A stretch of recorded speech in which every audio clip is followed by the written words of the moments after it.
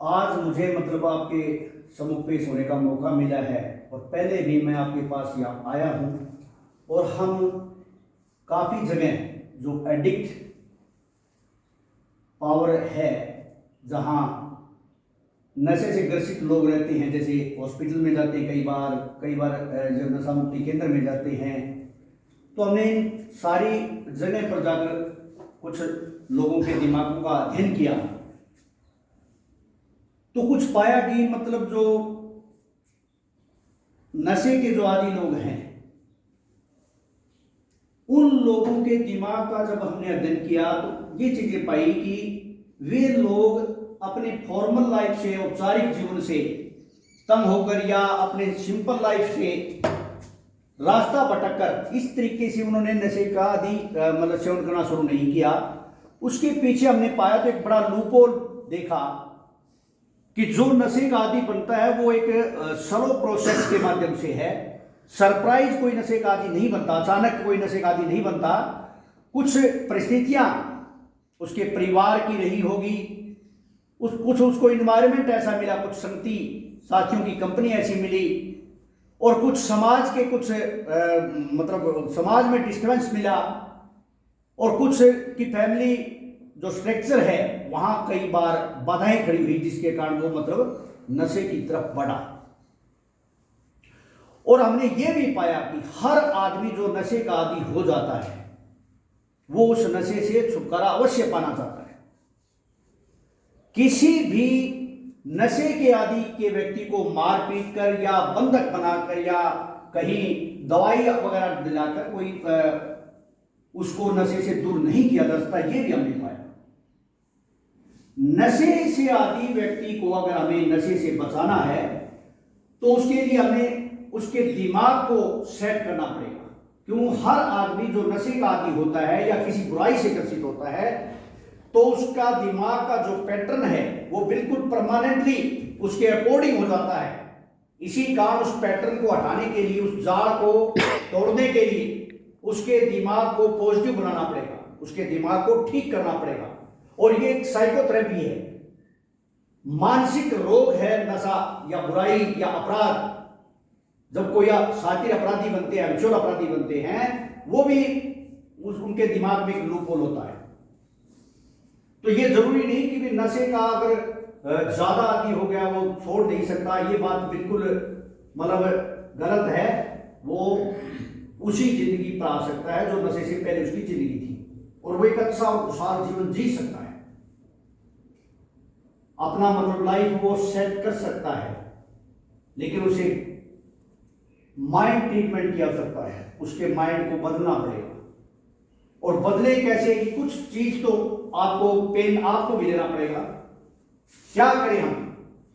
सबसे पहले आदमी को एक शिथिल दिमाग की आवश्यकता है, मतलब अव्यवस्थित दिमाग या बार बार मतलब दिमाग में कुछ हलचल पैदा होना आदमी को मतलब गलत जगह लेता है। अगर हमारा दिमाग सेट नहीं रह सकता ना तो कहीं न कहीं हम बीमार हैं मानसिक रूप से, ये सोच लो।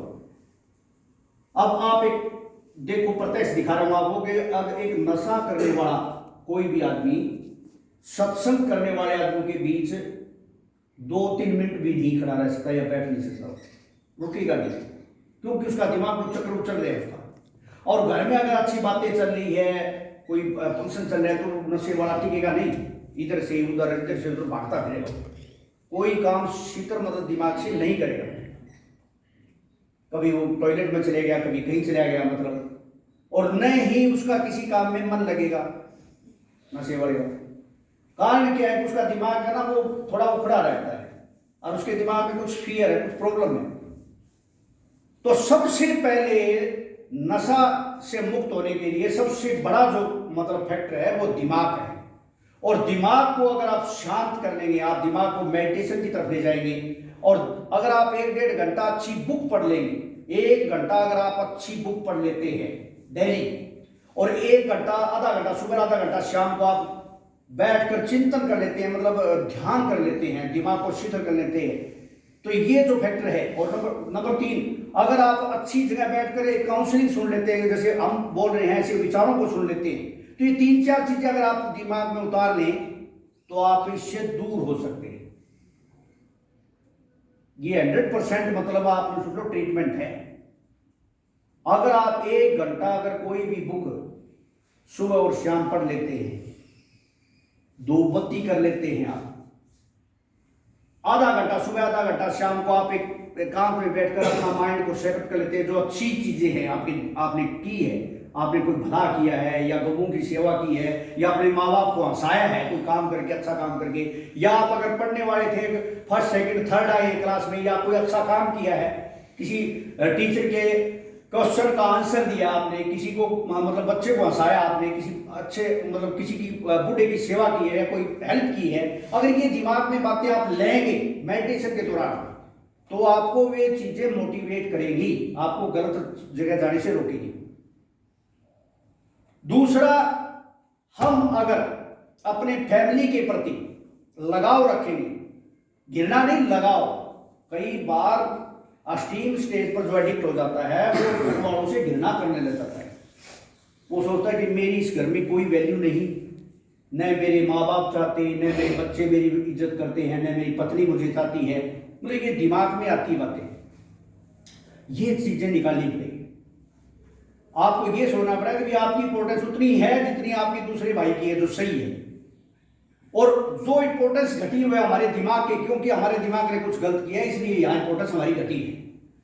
दिमाग में घर के प्रति नफरत के भाव नहीं लाने, पत्नी के प्रति, बच्चों के प्रति, माँ बाप के प्रति, भाइयों के प्रति कोई जीरीसी ईर्ष्या की भावना नहीं रखनी है। अभी मैंने दिया था कि पॉजिटिव मतलब सकारात्मक सोच हर के प्रति, चाहे क्यों ना आपका कोई बुरा करता हो, लेकिन आपको पॉजिटिव बने रहना है। आपकी किसी ने हेल्प की हो या नहीं की हो, अगर उसको हेल्प की जरूरत है और दिखाई दे रहा है कि किसी हेल्प की आवश्यकता है, तो आप उसकी हेल्प अवश्य करेंगे।